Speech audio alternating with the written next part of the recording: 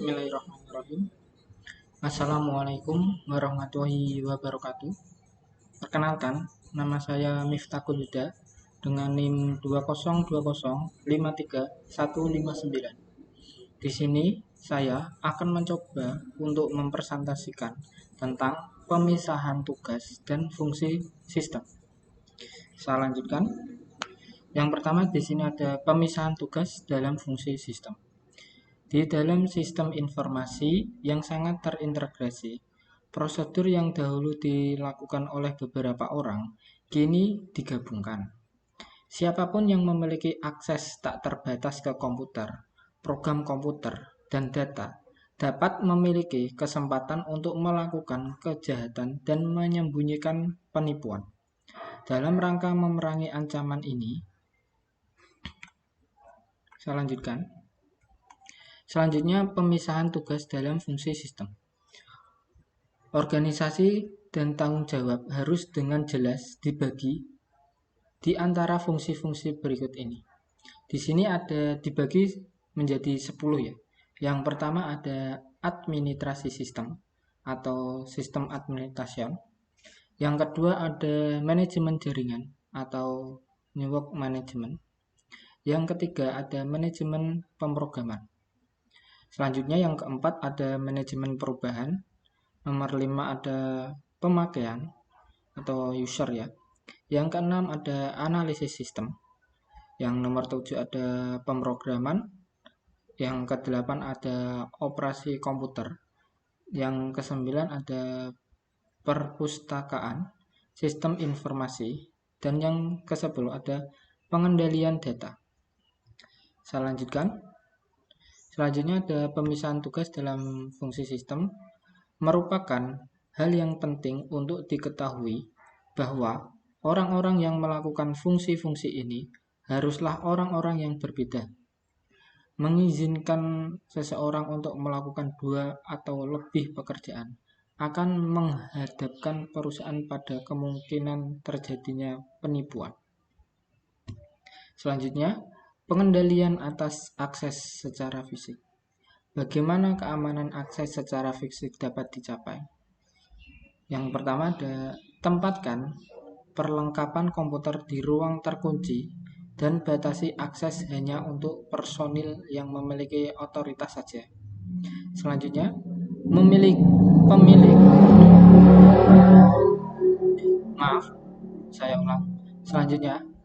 memiliki hanya 1 atau 2 jalan masuk ke ruang komputer. Selanjutnya, meminta ide pegawai yang sesuai. Selanjutnya, meminta pengunjung untuk menandatangani sebuah daftar tamu ketika mereka memasuki dan meninggalkan lokasi.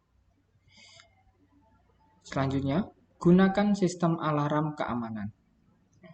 Kurang lebih seperti itu ya cara pengendaliannya. Selanjutnya, pengendalian atas akses secara fisik. Nah, tadi keamanan, sekarang fisiknya. Yaitu bagaimana keamanan akses secara fisik dapat dicapai. Batasi akses atas saluran telepon pribadi dan tidak terdeteksi. Atau atas terminal dan PC yang memiliki otoritas. Selanjutnya, pasang kunci ke PC dan peralatan komputer lainnya. Selanjutnya, batasi akses ke program, data, dan perlengkapan offline. Selanjutnya, tempatkan hardware dan komputer penting sistem lainnya jauh dari bahan yang berbahaya atau mudah terbakar. Selanjutnya, pasang detektor asap dan api serta pemadam kebakaran yang tidak merusak perlengkapan komputer. Pengendalian akses atas akses secara logis. Para pemakai harus diizinkan untuk hanya mengakses data yang diotorisasikan pada mereka, dan mereka hanya melakukan fungsi tertentu yang diotorisasikan pada mereka. Apa sajakah pengendalian atas akses secara logis itu? Yang pertama yaitu ada password, terus identitas melalui kepemilikan fisik. Selanjutnya, identifikasi biometris. Selanjutnya ada perlindungan PC dan jaringan klien atau server. Banyak kebijakan dan prosedur untuk pengendalian komputer utama dapat diaplikasikan untuk jaringan PC.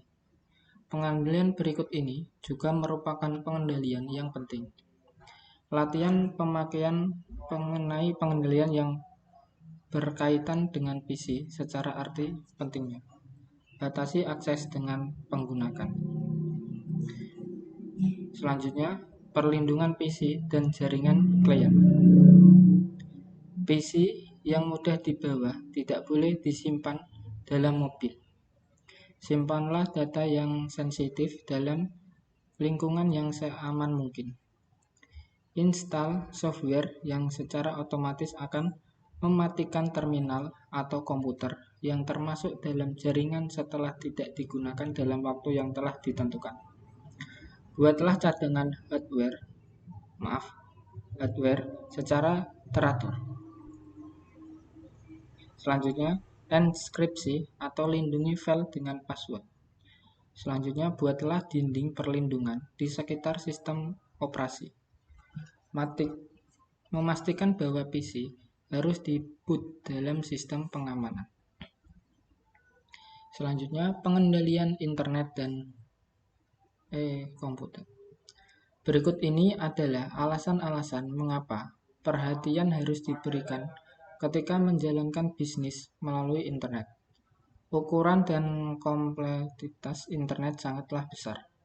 Internet menawarkan variabilitas yang sangat besar dalam hal kuantitas. Kompatibilitas.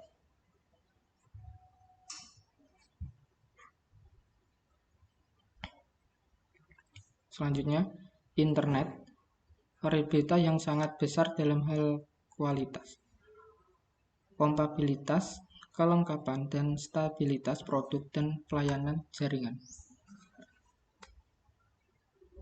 Selanjutnya, beberapa pengendalian efektif dapat digunakan untuk pengamanan kegiatan internet seperti password, teknologi enkripsi, dan prosedur verifikasi routine.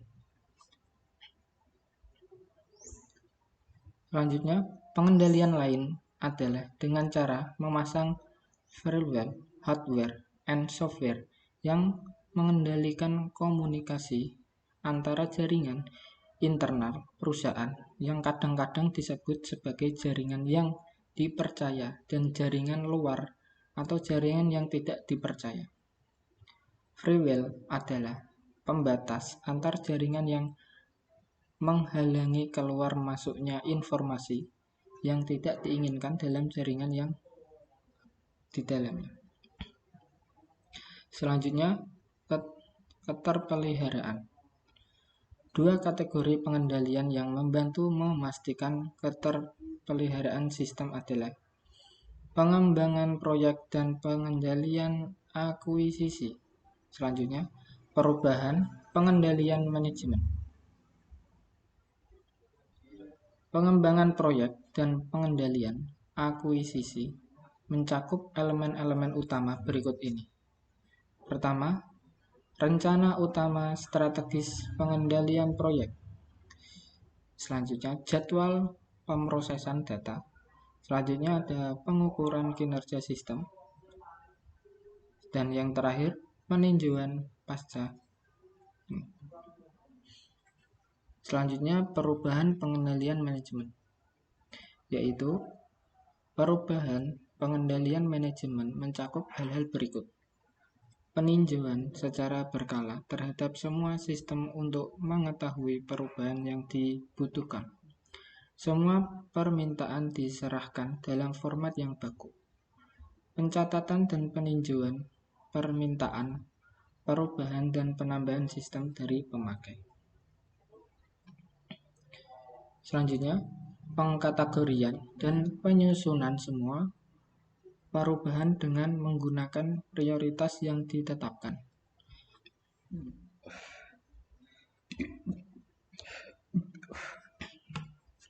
Selanjutnya, implementasi prosedur khusus untuk mengatasi hal-hal yang mendadak.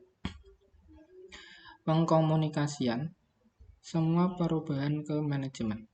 Selanjutnya, permintaan, peninjauan, pengawasan, dan persetujuan dari manajemen TI terhadap semua perusahaan hardware, software, dan tergantung jawab.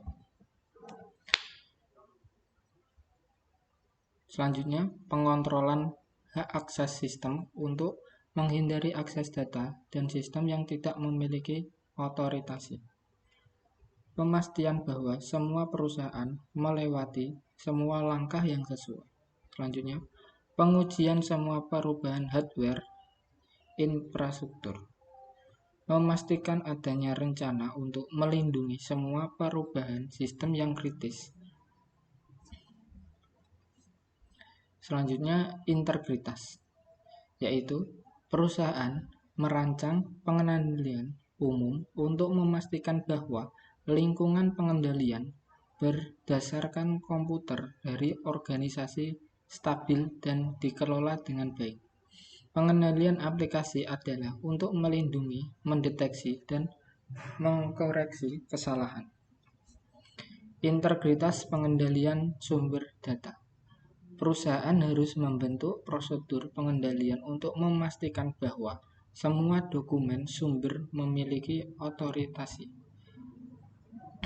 akurat, lengkap, jelas, dan masuk ke dalam sistem atau dikirim ke tujuannya dengan tepat waktu. Pengendalian data sumber berikut ini mengatur integritas pengendalian sumber data. Ini ada beberapa. Yang pertama ada desain formulir, selanjutnya pengujian aturan nomor formulir, selanjutnya dokumen berputar, selanjutnya pembatalan dan penyimpanan dokumen, selanjutnya otorisasi dan pemisahan tugas, selanjutnya visual screening, selanjutnya verifikasi digit pemeriksaan, dan yang terakhir verifikasi kunci. Selanjutnya, integritas, rutinitas, validitas input, yaitu rutinitas validasi input adalah program yang memeriksa integritas data input pada saat data dimasukkan ke dalam sistem. Rutinitas validasi input mencakup pemeriksaan urutan, pemeriksaan jangkauan, pemeriksaan batasan, pengujian logisan, pemeriksaan data yang redundan. Selanjutnya pemeriksaan file, selanjutnya pemeriksaan tanda, pemeriksaan validitas, pemeriksaan kapasitas.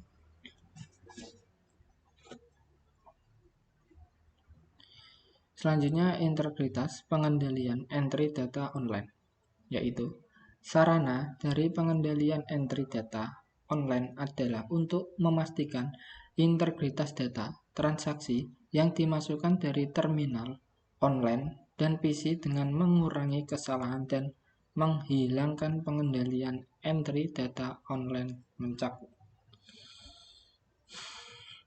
pemeriksaan file, batasan, jangkauan, kelogisan, validitas, dan data yang redundan, nomor ID pemakai, pengujian kompatibilitas.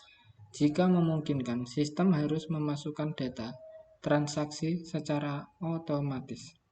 Selanjutnya, pemberitahuan, performatan, selanjutnya pengujian kelengkapan, selanjutnya verifikasi post-up, catatan transaksi, pesan kesalahan, data yang dibutuhkan untuk memproseskan dokumen entry online.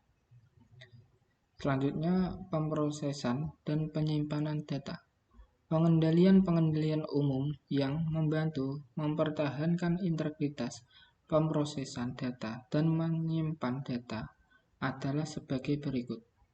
Kebijakan dan prosedur, fungsi pengendalian data, prosedur rekonsiliasi data eksternal, pelaporan penyimpangan. Kita lanjut. Di sini pemrosesan dan penyimpanan data ya, yaitu pemeriksaan sirkulasi data, nilai default, pencocokan data, label file, mekanisme perlindungan penulisan, mekanisme perlindungan database, pengendalian konversi data, pengamanan data. Selanjutnya ada pengendalian output, yaitu fungsi pengendalian data seharusnya meninjau kelogisan data, kesesuaian format semua output, dan merekonsiliasi total pengendalian input dan output yang berpakaian setiap hari. Selanjutnya, mendistribusikan output komputer ke departemen pemakaian yang sesuai. Selanjutnya, pengendalian output mewajibkan pemakai untuk meninjau secara hati-hati kelengkapan dan ketepatan semua output komputer yang mereka terima. Selanjutnya, menyobek atau menghancurkan data yang sangat rahasia. Selanjutnya ada pengendalian transmisi data. Untuk mengurangi risiko kegagalan transmisi data, perusahaan harusnya mengawasi jaringan atau network ya. Kesalahan transmisi data diminimalkan dengan menggunakan enkripsi data, prosedur verifikasi routing, memeriksa kesamaan, dan teknik pengesahan pesan. Pengendalian transmisi data. Pengendalian transmisi data memberikan nilai tambah bagi organisasi yang menggunakan elektronik data atau encryption dalam mengurangi risiko akses yang tidak memiliki otorisasi terhadap data perusahaan. Selanjutnya, pengendalian transmisi data. Dalam lingkungan seperti ini, pengendalian internal yang baik dapat dicapai dengan menggunakan sejumlah prosedur pengendalian. 1. Akses fisik ke fasilitas network harus dikendalikan secara ketat. 2. Identifikasi elektronik harus diwajibkan untuk semua terminal network yang memiliki otorisasi. 3. Prosedur pengendalian akses logis yang ketat merupakan hal penting dengan password dan nomor. Pengendalian transmisi data. Prosedur pengendalian lanjut. 4. Enkripsi harus digunakan untuk mengamankan data yang disimpan secara data yang dikirim. 5. Rincian semua transaksi harus dicatat dengan ditinjau ulang secara berkala untuk mengetahui jika ada transmisi yang tidak valid. Nah, kurang lebih seperti itu yang bisa saya sampaikan. Terima kasih sudah menyimak dari awal dan sampai akhir, dan minta maaf jika penyampaian saya kurang baik. Saya akhiri.